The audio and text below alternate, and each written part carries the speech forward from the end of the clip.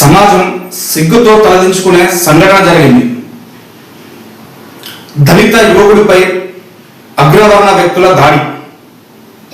ఇంతకీ ఆ వ్యక్తి చేసిన తప్పేమిటంటే తనకు ఇష్టమైన బుల్లెట్ బండిపై రోజు కాలేజీకి వెళ్ళడం.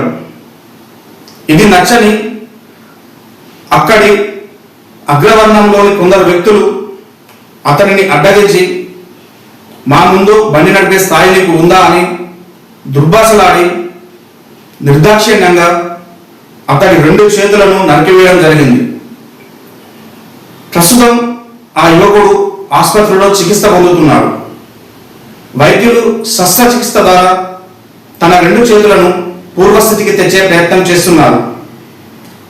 ఇటువంటి సంఘటనలు చూసినప్పుడు నాకు అనిపిస్తుంది మన సమాజం ఎటుపోతుంది అని. నేటి ఆధునిక సమాజంలో ఇటువంటి ఆటవికపు చర్యలు ఏమిటి? స్వాతంత్రం వచ్చి ఇప్పటి వరకు 7.5 దశాబ్దాలు దాటుతున్నా ఇంకా మనం ఇటువంటి వివక్షను నిర్మూలించలేకపోయాం. It's a biggest tragedy.